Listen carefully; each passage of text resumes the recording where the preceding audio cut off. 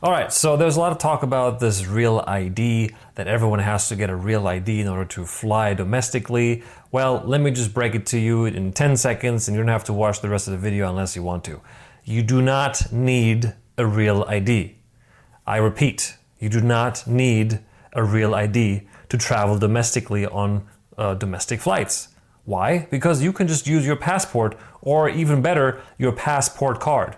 A lot of people don't even know that you can have a passport card, which is the size of a driver's license exactly. It's just a card, plastic card, but it's a passport, and you can travel with it domestically on domestic flights, as well as you can cross the border by land and by sea to Canada, to Mexico, and to the Virgin Islands and a few other islands like that.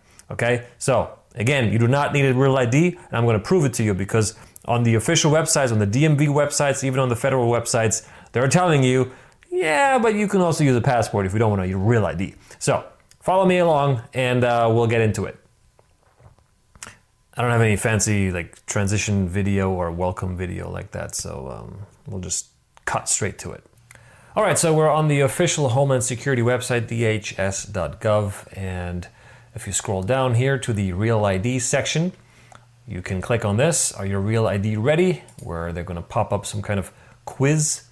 But yeah, you don't want mobile driver's license either. So this is where this is all heading. Obviously, if you're watching this, you probably know already that the Real ID is sort of the first step towards a digital identity. You do not need it, okay? Let's get into it. I'm going to show you where they actually tell you that you don't need one. So go to frequently asked questions, and then you scroll down, blah, blah, blah. There's a bunch of stuff in here. You don't need to read any of this. What we're looking for is, okay, what happens to travelers who show up without a compliant license? Will TSA turn them away? Let's see. Passengers who present a state-issued identification that is not Real ID compliant and who do not have another acceptable alternative, i.e. passport, can expect to face delays, blah, blah, blah. So you can use your passport or your passport card, okay? And here it is. Is a passport my only other option? No, it's actually not. There is a bunch of other things you can also use. No, TSA accepts several other forms of identity documents. For more information on acceptable forms of identification for boarding aircraft, please visit TSA's website at travelsecurity.gov. So you can check that out if you want. Starting May 7th, 2025, every state and territory resident, okay, resident, that's a deep well, resident. What they're meaning is the legal definition of resident, not the territorial or geographical definition of resident. So if you're interested to learn more about this, then I recommend you go through one of my national status and passport workshops. I will put the links in the description below. And that way you actually get a do not detain code on your passport as well as your passport card. That is the best and highest standing ID you can have. And like I said, it's going to have a do not detain code on it so that law enforcement cannot detain you for victimless crimes. And I have a playlist. I will put the playlist also here in the description of this video, so you can watch that video playlist where we prove that national passports have a do not detain code in them because, well, whenever we encounter law enforcement, ideally they always let us go. There's a few exceptions, but 99% of the time they let us go. Anyway, so starting May 7th, 2025, every state and territory resident will need to present a Real ID, compliant license ID, or another acceptable form of identification for accessing federal facilities, entering nuclear power plants, and boarding commercial aircraft. The card itself must be Real ID compliant unless the resident is using an alternative acceptable document, such as a passport. Okay? And then down here, blah, blah, blah. It does not prohibit an agency from accepting other forms of identity documents, such as a US passport or passport card. There you have it. You do not need a Real ID, please. So here on the California DMV, you can see already that the first thing they want you to look at is the Real ID, okay? Learn more. Get your Real ID at a time that works for you. Learn more, okay? Well, extended hours for Real ID appointments. Oh, how nice of them. Wow. If you're applying for your driver's license or ID card the very first time or converting to a real ID during a scheduled renewal, we're here to serve you at times that fit your busy schedule. Californians who do not have a real ID but already hold a valid passport should wait to convert to a real ID when their driver's license is due for renewal and use your passport instead. There you have it, once again. And one other thing, even though the propaganda advertising of this real ID push right now is that, oh my God, everyone needs to rush before May 7th to get a real ID, otherwise you can't fly. And we even have some freedom leaders, right? Freedom health movement leaders, influencers that say, well, if that's going to be mandatory, I'm just not going to fly. I mean, really, guys? You don't have 2 minutes to go on these websites and to verify for yourself that you don't need a real ID. And we have all these people now saying, I'm just not going to fly. Well, you can keep flying. You can keep flying, man. Just use your passport or passport card, okay? So anyway, very interesting when they bend over backwards to extend hours to fit your busy schedule for a real ID appointment. You see how important this is to them? Don't give it to them, please. So then you can schedule now, and then here also something very interesting, what you will need for your real ID. During the application process, you would be prompted to upload the following documents for verification, blah, blah, blah. Proof of identity, okay, valid passport or birth certificate, and 2 documents proving residency. What did I say about resident and residency? Okay, what they're trying to do here is to make you consent to residency, the residency of the 14th Amendment. I wrote big articles about the 14th Amendment, which I will also link again in the show notes, that exposes this whole scam of the 14th Amendment, first of all, and also that residency is basically means that you are a voluntary servant, a voluntary serf, because we're in the feudal system. You're a voluntary serf to the federal government and the Federal Reserve, technically, too. So, proving residency, okay? You do not want to prove residency. No one is a resident. Let me make this absolutely clear. No one is a resident unless they consent to it. It's a very tricky, highly technical legal term that ensnares you into all kinds of contracts with the government, both federal and state, that you do not want to be in. So now we're on the What is Real ID sort of FAQ website here on the DMV. Okay. So again, it sort of summarizes what it is and where it's coming from, marks new requirements, applying for Real ID, requires proof of identity, proof of California residency, there's that word again, and a trip to DMV. You'll also be asked to provide your social security number on your Real ID application. Exemptions may apply. Okay, so for those of you who have done the deep dive on the social security, you know what they're asking for here. Okay.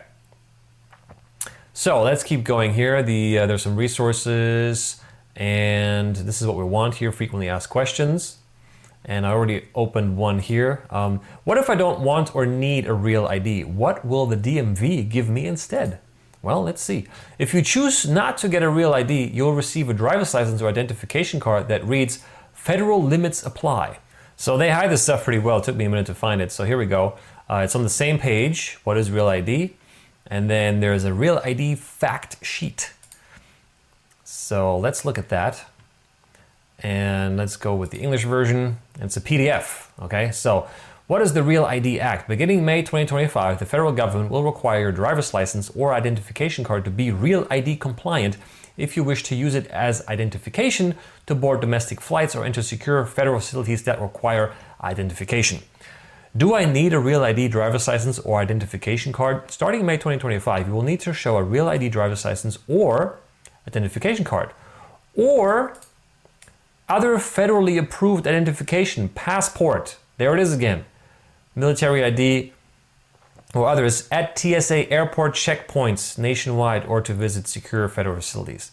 So most of us don't need to visit secure federal facilities. And if you do, then you can still use your passport card. or your regular passport book. Okay, the passport card is very simple. On the passport application, I'll actually show you where to get it. And if you have a passport book right now, you can just get a passport card just for convenience. Okay, you do not need to update your book. You can just apply for just the passport card by itself. I'll show you in a second what that looks like. But there you go, right? So you will find similar wording on, DHS. We talked about that. TSA is going to have the same language on it.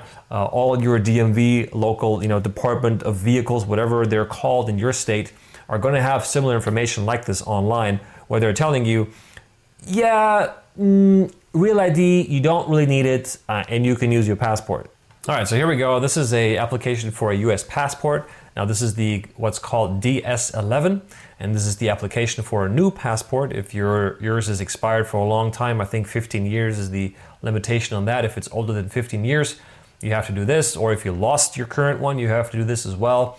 And so let's go through this, right? It's right here on the top of the application. So all this stuff up here is instructions on how to fill this form out. But here it is, right? Select documents for which you are submitting fees. US passport book, US passport card, there it is, or you can check both, right? If you are applying for this and you want both, then don't check the first one and the second one, just check both, okay? And then after that, you can choose whether you want the regular book or the large book. And this is just, you get more pages with the large book. I think it costs a little bit more. But anyway, so there you have it, right? If you just want the US passport card, you can just check the middle one here. Just check that, fill everything out, okay? And then you're gonna get a passport card, which you can use instead of a Real ID to travel and to access federal courthouses or federal facilities if you need to. Okay, and the same thing is here on the DS82. The DS82 is a renewal for your passport. So if you have a passport that's about to expire, or you want to follow the national passport, the national status passport steps, and you already have a valid US passport, then you can simply do a renewal. It's much faster. You can just do it via mail. With the DS11, you have to go into a licensed passport application center, usually inside of a USPS, and they need to see that you have all the right documents. They need to see that you have filled out all the fields accordingly and properly, and then they need to witness your signature. Why that is, I mean, that's a whole other deep well that I actually cover in the National Status and Passport workshop, but that's too much for this video. Now, as I mentioned earlier, the best passport to have is a national status passport, or simply known as a national passport. And I'm not talking about the American national or the state national stuff, okay? So I'm not going to get into it now, but that's not what I'm talking about, okay? Those guys make their own passports in their own homes, and obviously those are not going to be honored by TSA. What I'm talking about is a real legitimate US passport, but the information, the status that is attached to you, your political status, that is going to be different. And like I said, it will have a do not detain code. So check out the playlist below in the description to see some of those videos.